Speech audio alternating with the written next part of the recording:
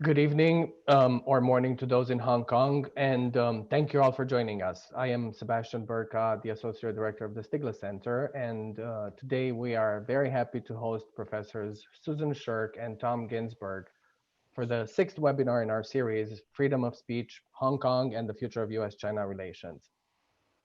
The series was created to facilitate conversations among leading scholars and experts about the implications of the ongoing events in Hong Kong for freedom of speech, US-China relations, and beyond. Before we begin, please note we are on the record and we will post the video on our YouTube channel later. If you have questions for the speakers, we will address them in the last 15 minutes or so, and you can submit them via the Q&A icon at the bottom of your screen. As usual, views expressed by guests are their own, not those of the Stigler Center or the University of Chicago. And we hope that you will join us for more upcoming webinars on the Hong Kong topic and others. So please check our website, our publication, promarket.org, and our Capitalism podcast hosted by Luigi Zingales and Bethany McLean. And back to today, please allow me to briefly introduce our speakers. Susan Shirk is a research professor at the School of Global Policy and Strategy and chair of the 21st Century China Center at UC San Diego. She also co-chairs a task force of China experts, as well as the UC San Diego Forum on US-China Relations, which is the first ongoing high-level forum focused entirely on the bilateral relationship. Among others, Professor Shirk also served as a Deputy Assistant Secretary of State for East Pacific Affairs and is the author of many acclaimed books and articles on China. Tom Ginsburg is the Leo Spitz Professor of International Law, Ludwig and Hilde Wolf Research Scholar, and Professor of Political Science at the University of Chicago. He is also co-director of the Comparative Constitutions Project and is the author of several books and articles, his latest co-authored book being How to Save a Constitutional Democracy. You have the full bios on the event page. And now, without further ado, I would like to turn it over to our speakers. Thank you. Wonderful. Thank you so much, Sebastian. And thanks to everyone for joining us this evening, Chicago time, this afternoon, West Coast time. Well, it's been quite a remarkable year for Hong Kong. In June, we had the passage of a very significant law, the National Security Law passed by Beijing's National People's Congress, which sort of fulfilled a longstanding desire of Beijing to have a strong national security regime for Hong Kong. And that has led to significant crackdowns on democracy activists in China. It's probably the most consequential year for Hong Kong since the handover in 1997 when Britain returned Hong Kong to Chinese sovereignty.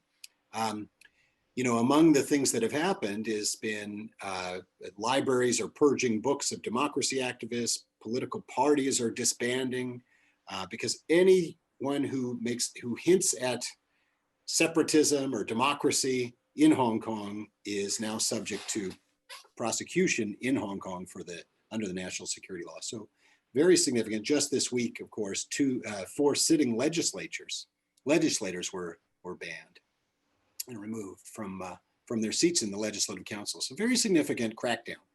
Now, to help us understand this, of course, it's great to have Susan Shirk here because she's been involved in US-China relations for so long. And I guess I'd like to start, Susan, by taking you back actually to the 90s when you were in government service, and to sort of tell us what you thought was the trajectory of China at that point. I really think it's important to get a Chinese perspective from the Chinese angle here. Well, thanks so much, Tom, and thank you, Sebastian and Stigler Center for inviting me to speak with you today.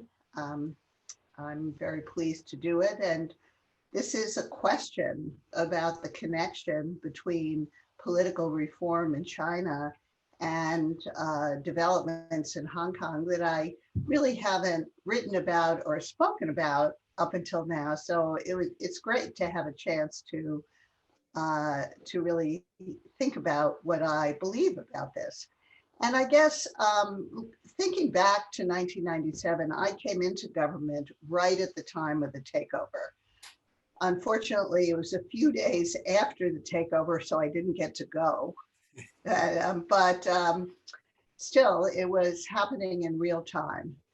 And I think there were certain expectations at that time that the gradual movement of Hong Kong toward a more electoral democracy, which of course had been promised in the joint declaration with the British and codified into the basic law, would actually have some positive influence on political reform in the mainland.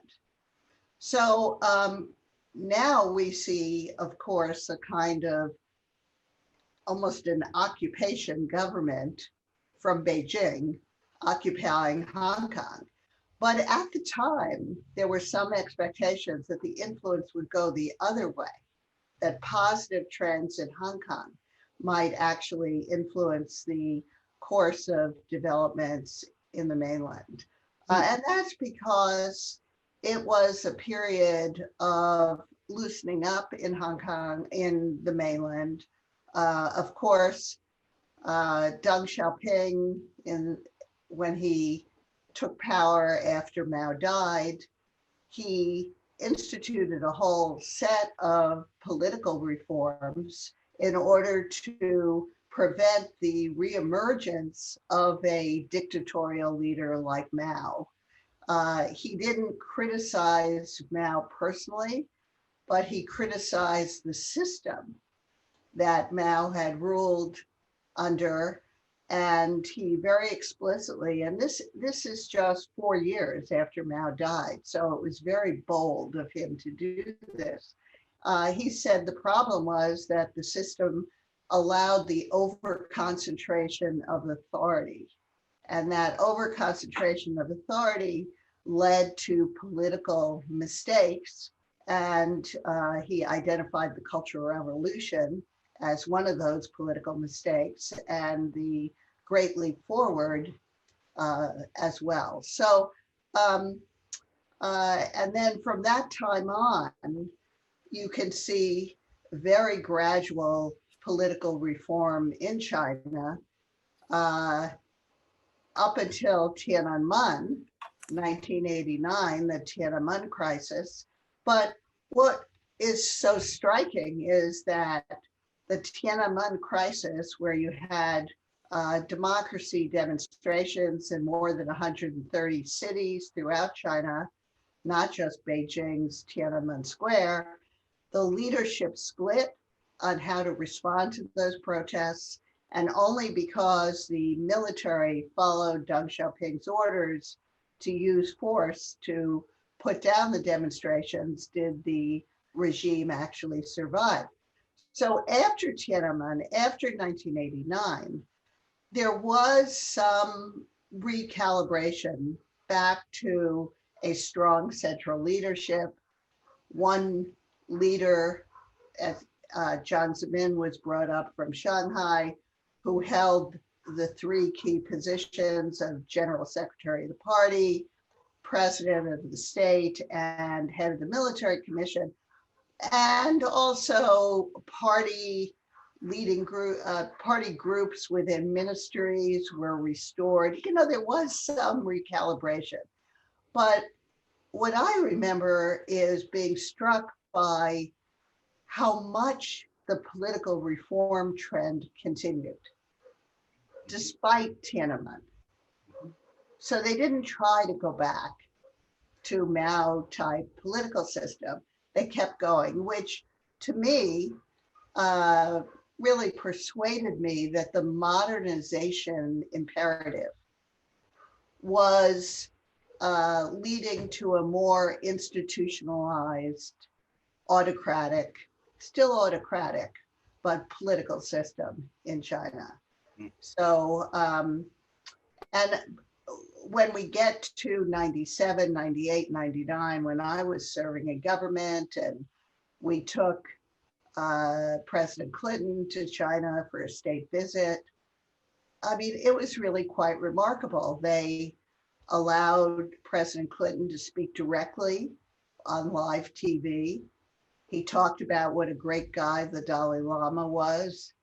He gave a speech at Beijing University in which he talked about the need for stability that was actually responsive to the Chinese public, not imposed top down. I mean, there were so many remarkable things that were happening in China at that time. And this is the very same period when Hong Kong is returning to PRC rule, but the one country, two systems and the freedoms of Hong Kong were continuing.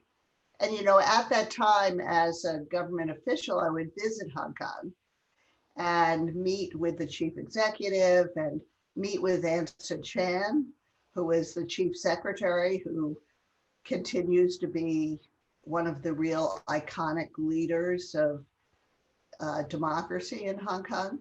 And she had a lot of credibility with us. And she said, basically, nothing has changed.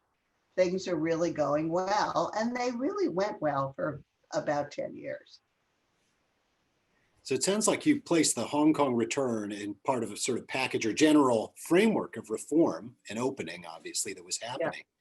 Yeah. But now, looking back, it sounds like you're describing them as failed reforms. I wonder if you could talk a little bit about the sort of liberalizing reforms and experiments that happened in China and why you think they failed. Sure, because the reason I'm framing it that way is because I think if those reforms had continued and were still supported by the current government, what has just happened in Hong Kong would not be happening. So, let me just flag a few of the key political reforms. You know, it's often said that China's a case where you had economic reform without political reform. And I think that's not really correct, because although the political reforms never went as far or as fast as many people in China had hoped, and certainly as I had hoped,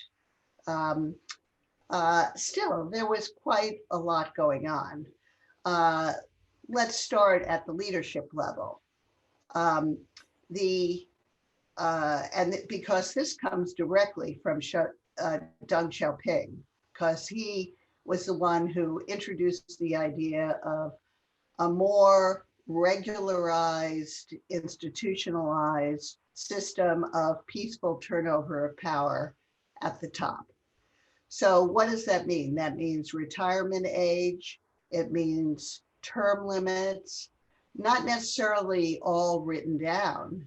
On the party side, of course, the general secretary of the party is the number one preeminent leader in China. So, and the term limits, retirement age, none of that on the party side was written down. But it was followed. So Jiang Zemin in 2002 steps down as general secretary of the party, and then as president a year later, and 2 years later, head of the military commission. So it was a little stretched out, but basically he did it. He retired, and that was the first time that any leader in a large communist country had ever stepped down from power while alive. You know, in other words, he didn't go out feet first. He wasn't either overthrown by a coup or died in office. So that was quite a remarkable accomplishment. And then 10 years later, 2 terms later, Hu Jintao retires from all his positions. So, and a successor was chosen 5 years ahead of time. Xi Jinping was chosen 5 years before he became general secretary of the party at the 18th Party Congress in 2012. So, and so everybody knew what to expect. It offered, it meant that the career security of politicians was protected. The opportunity to move up in the system was opened up. So it was a kind of power sharing among the elite, which gave the whole system a much greater resilience because you didn't have the risk of power struggles. So this is really, I think, one of the most significant political reforms, which of course has now been scrapped by Xi Jinping. Second one, another one related to elections, village elections. You know, the way Taiwan democratized was by starting with local elections and moving on up to higher levels, national level elections. Well, it looked like China might be following a similar route. They introduced in the 1982 Constitution and then finally implemented in 1987 village elections. And these were competitive elections. We had election monitors coming in from the Carter Center and other foreign observers. And they had multiple nominations from the floor, secret ballot, and people were electing the village heads. Now, the village is the lowest level in China, and it's not actually a level of government. It's more like a community organization. It didn't have that much power. But still, it was a significant step forward.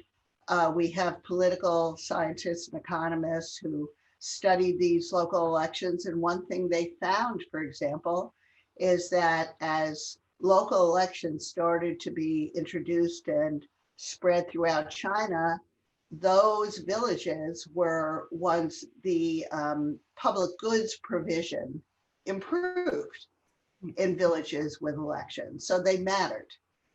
And they experimented a little bit in Sichuan with moving up a level to township elections in the 90s.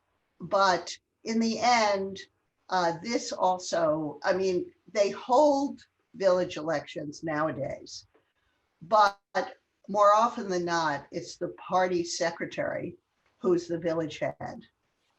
And because nobody else really wants to be village head anymore, because they've changed the fiscal system, more of the job has been pushed up to the township level, and there's not really much that the village head does.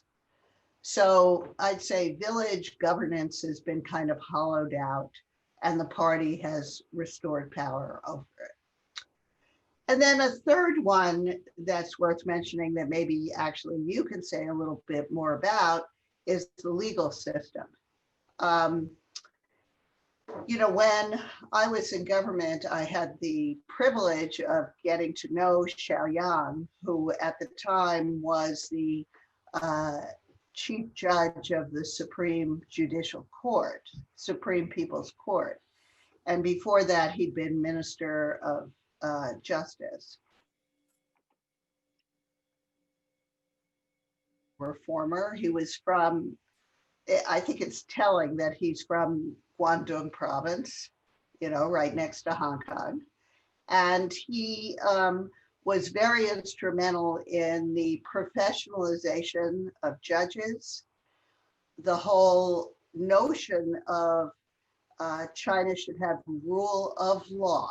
Even the slogan itself was pretty radical for a communist political system. And one of the big accomplishments was to establish that the Supreme People's Court has final review over death penalty cases, which it utilized and reduced the number of death penalty sentences dramatically in China. He also was big on the transparency of the court, allowed public hearings, and strengthened the courts. Now, he himself, there's no doubt about it, and I pretty much heard it from him directly, was a believer in judicial independence. Judicial independence was not achieved under Xiaoyang and still has not been achieved. So I'd say the aftermath of those judicial reforms is more ambiguous. Maybe you wouldn't agree with me in saying they've been a failure, but it is kind of telling that after Xiaoyang, the next chief judge of the Supreme People's Court was actually a super cop. You know, he was a public security official, not a professional legal, not a professional judge. And but that was actually a very exciting period in which rule of law was moving forward in China, and the United States had played a positive role in terms of judicial training. We had a presidential rule of law initiative where we figured out a way to even spend a little taxpayer money helping strengthen the professionalization of the courts in China. Would you like to say something about the court? Yeah, I mean, I think it's interesting to think about it. It certainly was a failed reform in the sense of expanding the political space, but I think quite a successful reform on sort of two other dimensions, which is, you know, just professionalization, as you've said. Actually, even in the Xi Jinping regime, we've seen, or especially in the Xi regime, we've seen an acceleration of efforts to professionalize the judges. So there's fewer judges, they're paid more, they're less beholden to local governments, which was a huge problem before. Right. So, you know, so, you know, on the professionalization side, I think there's been positive developments. And, you know, that means that there's a good deal of competence for the economic activity. The judges are, you know, sort of, it's a classic authoritarian regime where you got, you know, good quality bureaucracy and judges on the economy. There's hands off from the officials and those things, but, you know, don't bleed over into challenging political authority. And that's really what happened. And of course, what we have seen just in the last week in Hong Kong is that it's been kind of publicly stated that Hong Kong, that the PRC constitution dominates and has authority over Hong Kong. And of course, the Hong Kong legal system was one of the most respected in the world. And one of the great accomplishments of the handover was that legal system still functioned with judicial independence. And that judicial independence is not just now being whittled away, but is, you know, basically being swamped by, overruled by PRC law. And they make no bones about it. Right. I'll just say a word about it and then ask you a follow-up question, which is in Hong Kong before, you know, the Court of Final Appeal was where you would take cases. And there was an early case after the handover where the Court of Final Appeal sort of asserted the final authority. And Beijing said, no, you know, we're going to use our system in which the legislature, the National People's Congress, is the final interpreter. And that's, of course, who's been carrying out a lot of this activity recently. So question for you, though, Susan, is, okay, so you have all these reforms and there's sort of a little more space in the early 2000s. And what happened? Why did they fail, I guess, is a question. It's a big question, but what are your thoughts on that? I mean, it's extremely interesting. I don't have a very satisfactory answer I mean, I have a broad brush answer, which is that Communist Party leaders were very worried about loss of control and what they call social stability, which is basically the possibility of protest activity leading to a large-scale popular unrest against the party. And during the mid 2000s, there were a lot more protests. One of the reforms we didn't talk about is the loosening up of watchdog media and the internet in China, which by the mid 2000s was pretty active. And of course, that facilitated the coordination of collective action. I mean, if you look at the protest activity during that time, most of it was still very localized, very small scale, but there was a lot of it. And the leadership is constantly insecure because of lacking political legitimacy. You know, they're not chosen by elections, and they are always worried that there could be a split in the leadership or there could be a mass revolt. And so loss of control, and of course, all of those reforms like legal independence, elections, allowing the top leaders to be chosen by the central committee, by collective institutions of the party, not top down. All of those things mean loss of control. And I think the fact that that society was becoming more restive, even though I don't think it really represented a threat, but tell that to autocratic leaders who, you know, the nature of the job is to live with constant political insecurity. So what happens? Political insecurity means that they overdo this fetish on social stability. And that's what you see in the between the first and second terms of Hu Jintao. And of course, at that time, they did have some more serious protest activity in Tibet and Xinjiang. So that was something, you know, the problems around the periphery that they felt they really had to prevent in the future. The Olympics came, they really cracked down on civil society, the media, internet before the Olympics to make sure that there were no embarrassing protests of the sort that you've had in other countries at the time of the Olympics when the eyes of the world are upon you. And frankly, they cracked down before the Olympics and they haven't loosened up since. Interesting. I mean, you mentioned Xinjiang. It's interesting to think about what's going on in Hong Kong. It's sort of the various peripheral parts of China. Hong Kong, Xinjiang, a crackdown.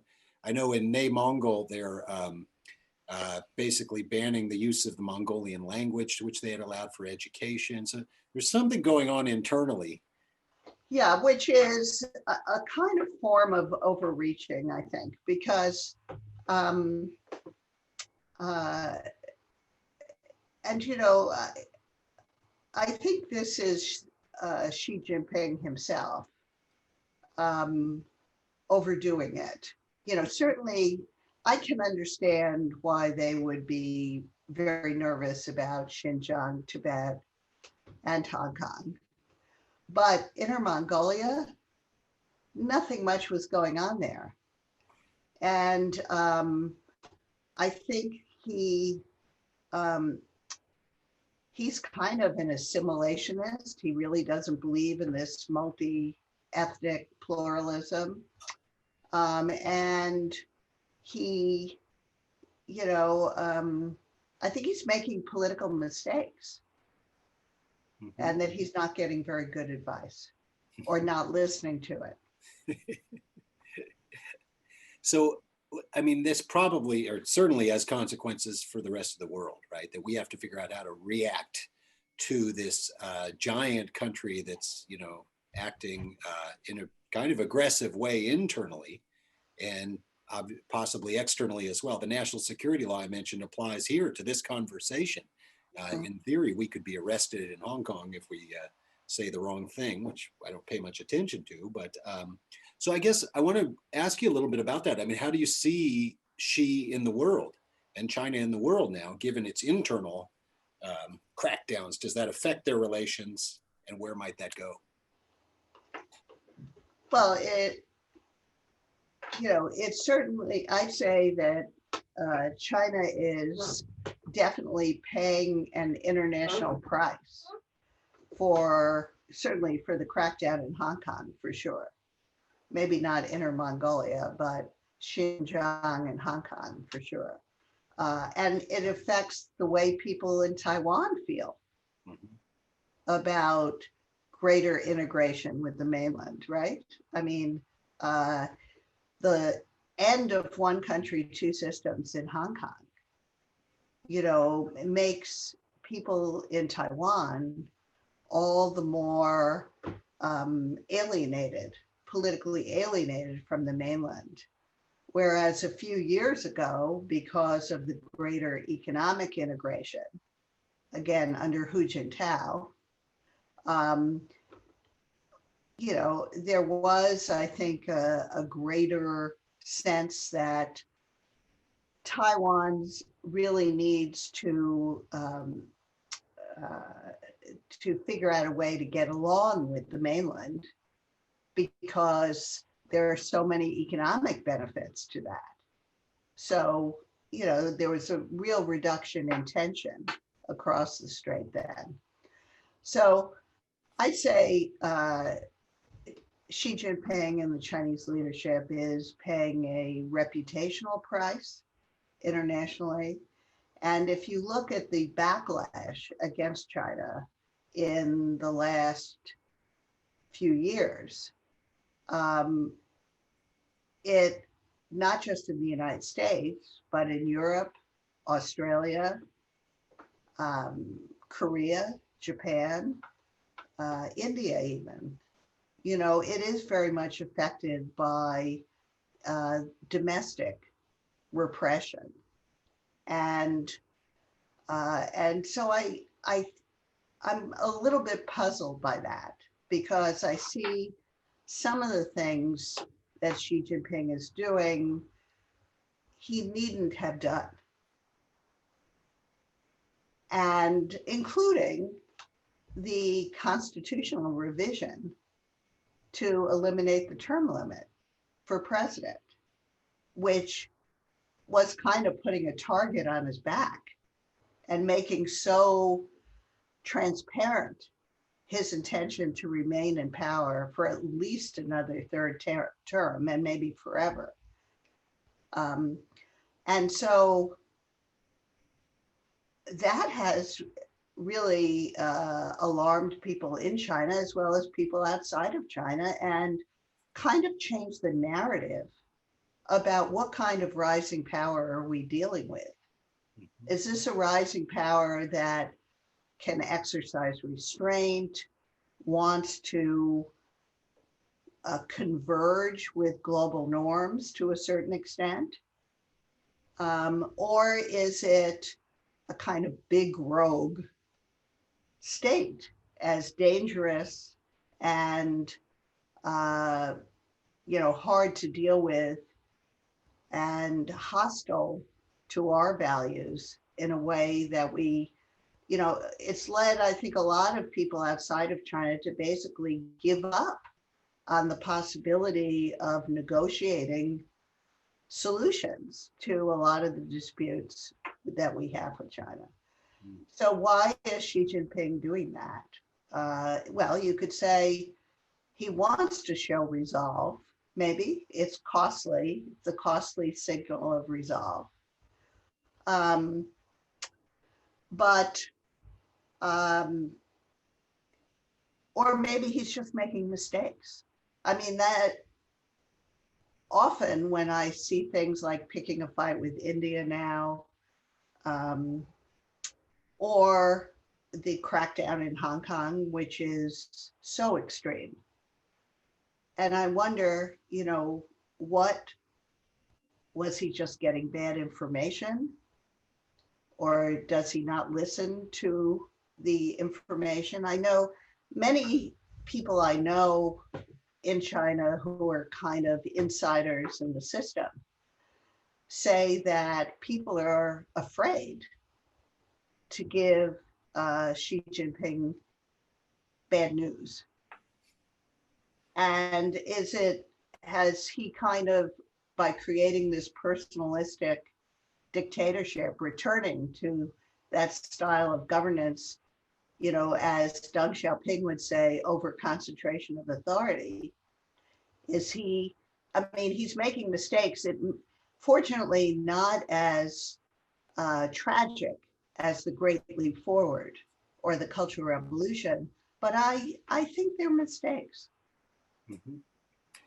So, one of the things the Trump administration has done, speaking of not taking advice or people being afraid to bear bad news to the leader, yes. But one of the things, of course, the Trump administration does focus the entire, weight of the U.S. government pretty squarely on China in a way that we hadn't really tried before. And I guess I wonder if you think that's a good strategy. Is that going to work? Or do you think Biden should be doing something different? And it's kind of an unfair question, but what do you think we ought to be doing? Oh, I've given this a lot of thought. And I think the Trump administration approach of, you might call it the sledgehammer strategy of basically whacking them on every continent, every domain, confronting, calling them out, and pushing back. And but what's been accomplished? Have we actually achieved anything? Have we influenced Chinese policies in a positive direction in any respect, really? I don't see it. And although people might say, well, isn't it about time that we push back? Well, yes, but you don't just push back for the sake of pushing back. I mean, my time in government, I learned a few things. And one of the things I learned is that you have to clearly identify your objectives. What are your main priority issues that you really want to resolve with China right now that you think, and of course you have to pick them carefully. You don't want to pick things that are hopeless, that you won't, they're not going to listen to the United States or negotiate with you. I mean, in those issues, and most of them revolve around human rights type issues, you need to call them out, you need to criticize, but you're unlikely to try to negotiate any resolution to them or I came away from 3 years in government very pessimistic about the ability of the world, foreigners, to really influence the human rights situation in China.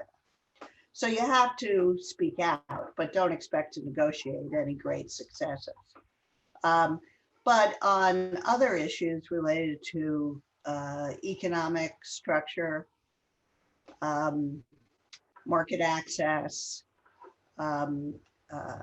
intellectual property, I know we've been working on it a long time, but in fact, there have been improvements in that area too. So even foreign policy behavior, I think there are some possibilities even in the South China Sea. So what you have to do is you have to communicate which the Trump administration has not done at all. You have to identify a few short-term priorities, and you have to use carrots and sticks, a combination of pressure and some signs of goodwill that if actually they compromise, you're prepared to get back to a more normal relationship. So I think that's what the Biden folks will do.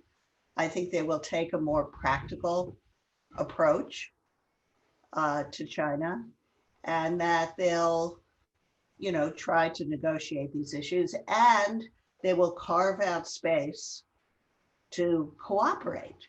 Despite the fact that we're increasingly competitive, we need to cooperate on the pandemic, we need to cooperate on climate change, non-proliferation, and I think they will try to do that.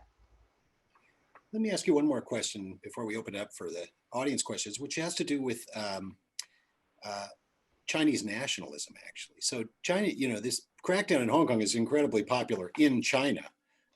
And I suppose, one of the consequences of the Trump saber rattling is probably also to increase that kind of pressure on the leadership. How do you see Chinese nationalism as a force going forward? Is it manageable, or what should we do about it, if anything?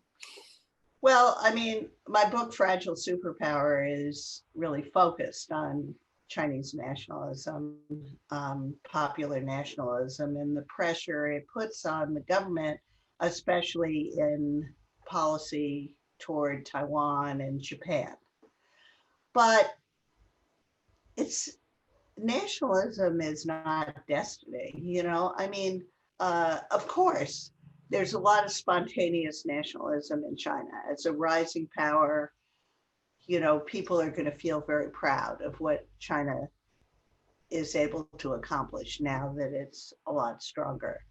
But so much of nationalism is kind of cultivated by the propaganda and by the educational system.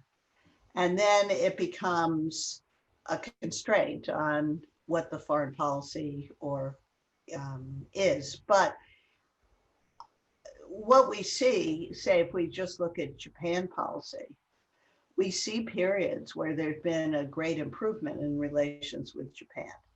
So I think the government has a lot of ability to manage nationalism. I don't think they're stuck. That is so strong. And certainly nationalism didn't drive their behavior in the South China Sea.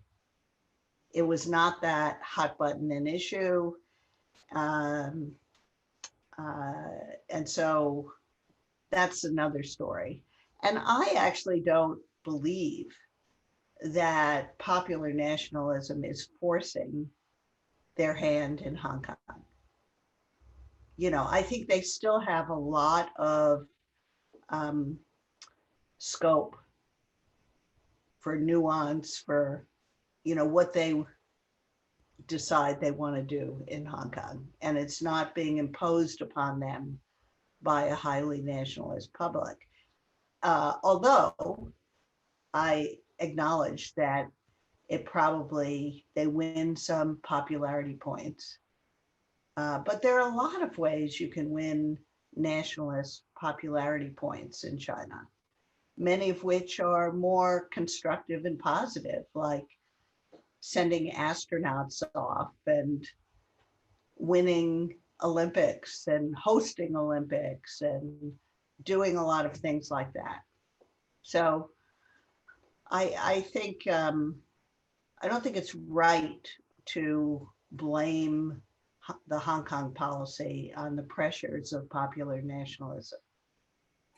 Terrific. Well, we have a few questions from the audience, and I'd like to remind the listeners that you're welcome to type in your questions in the Q&A, and we'll get to as many as we can.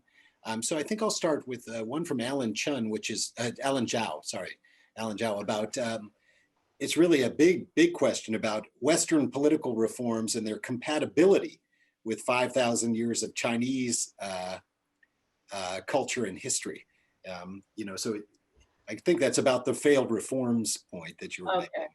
Okay. Well, that's, I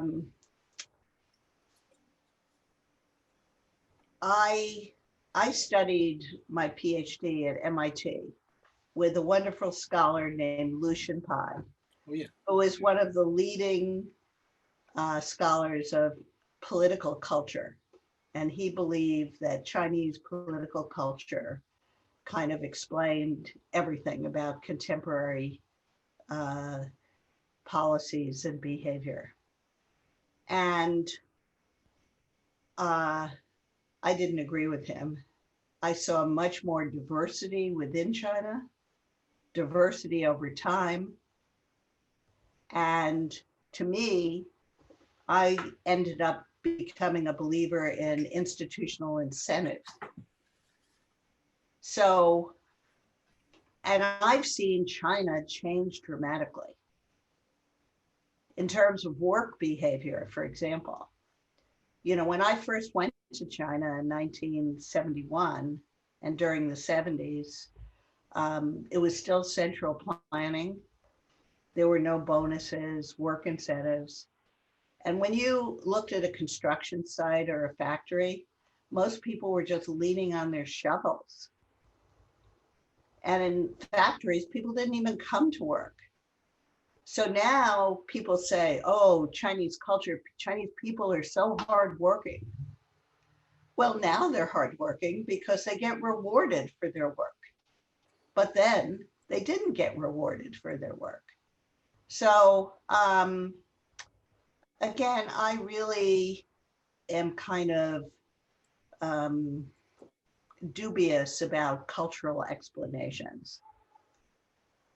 Yeah, great. So another question from Tin Chun Lin is really about the Taiwan trajectory. So, you know, obviously the one country, two systems formula, many people was directed not at Hong Kong, but at Taiwan. Mm-hmm. And since that's failed, essentially, is the question, can you predict Taiwan's future?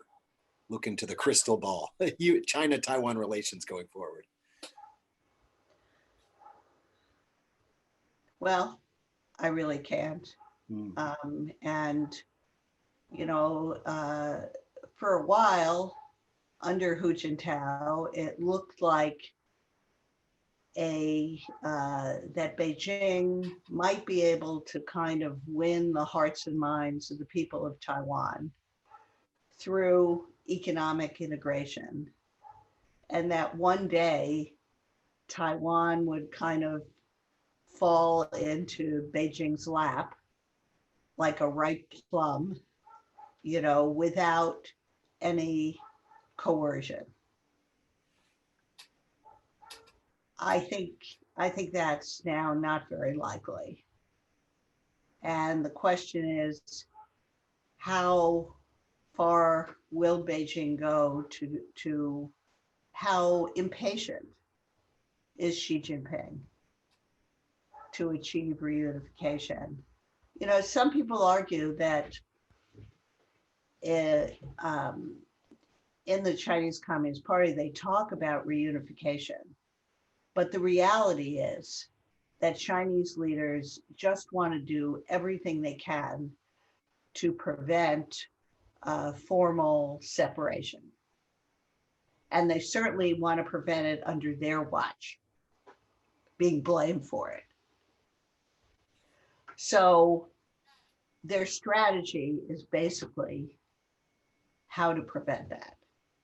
And I think that makes sense. Mm-hmm. But there is a real risk that as the military balance across the strait changes, as it has, that some hotheads in Beijing might decide now's the time to use military force.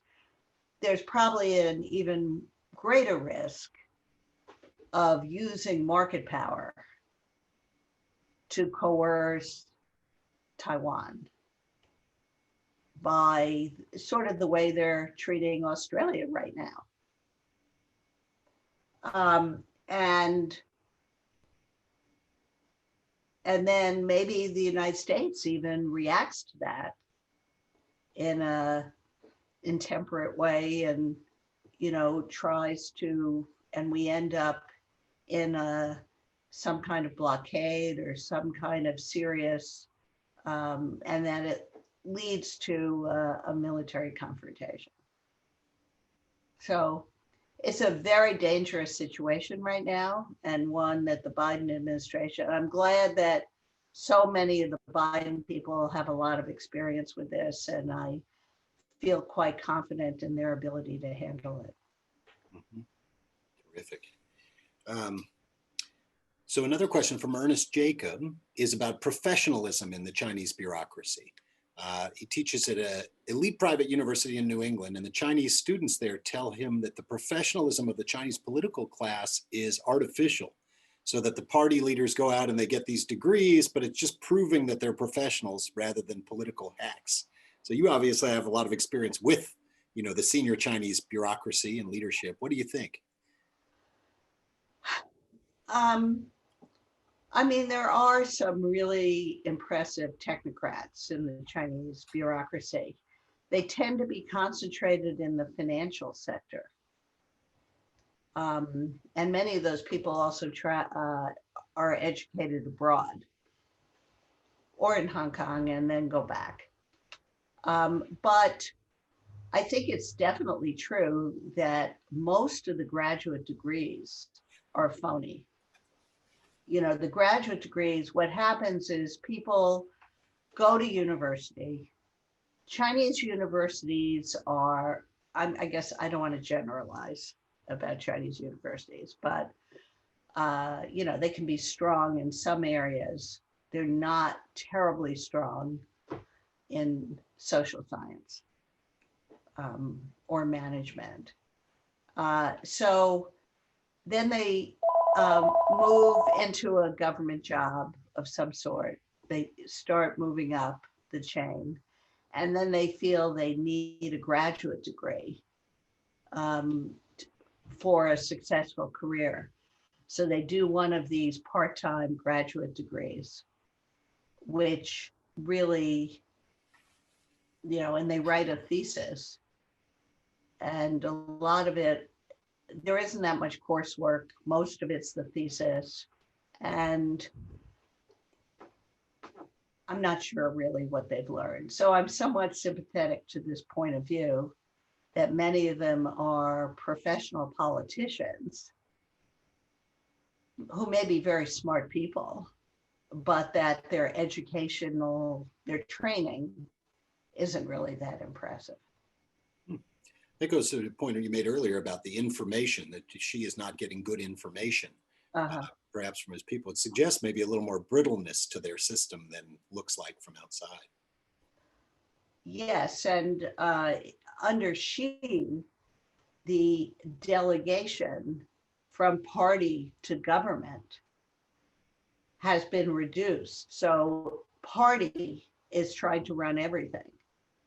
And so I hear a lot of complaints from people at universities or other types of units in China, where the senior people really leading the organization, including in universities, really are not professionals in that field.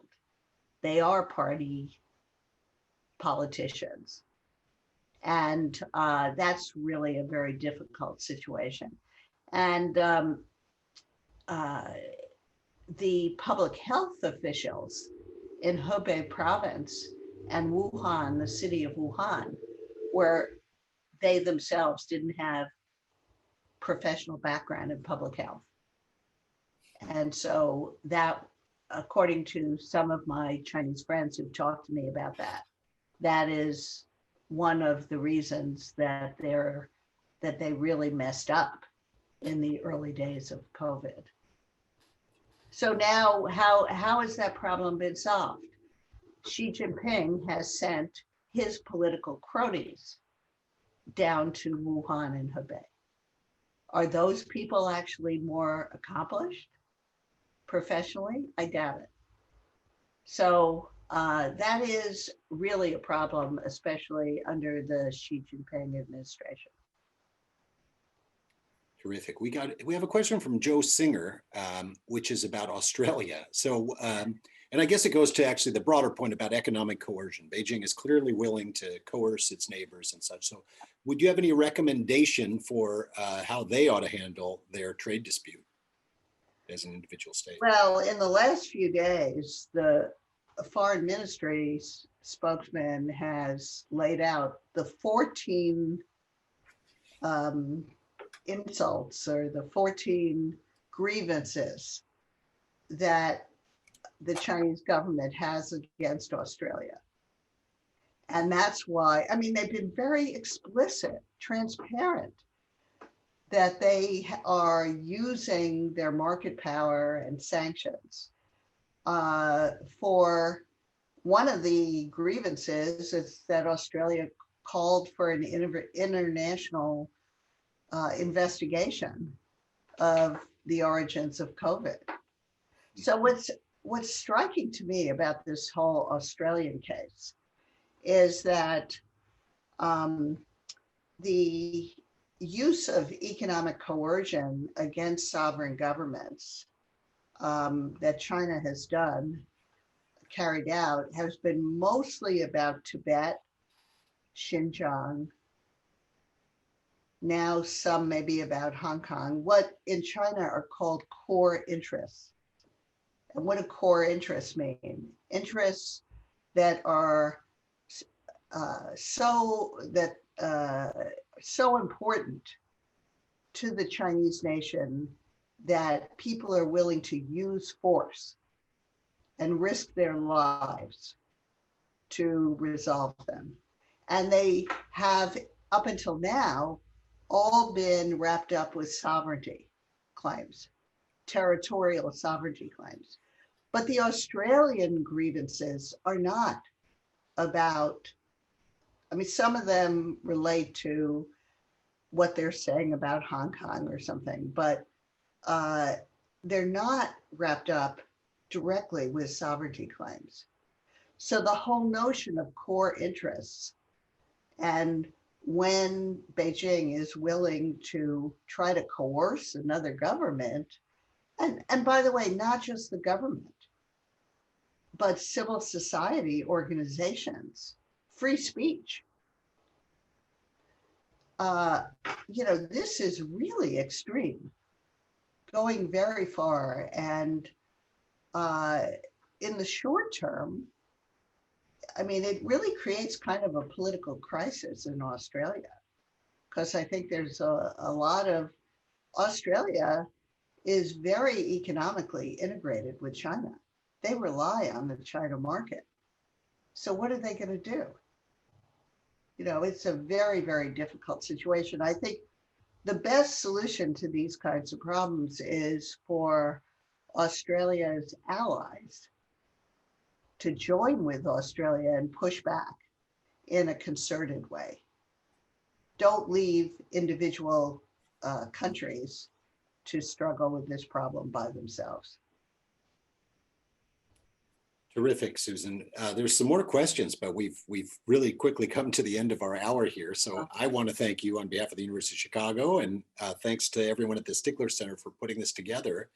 And finally, thanks to everyone out there for joining us. We really appreciate it, and hope you will attend other events here. We hope to see you, Susan, in Chicago in person sometime. Oh, that would be great. And I just want to, for those of you really interested in US-China relations and Chinese policy, please go on the website of the 21st Century China Center at UCSD. We just published a major report on how to manage the tech contest with China, which I think you'll find interesting. Thank you. Terrific. Thanks. Okay, bye-bye.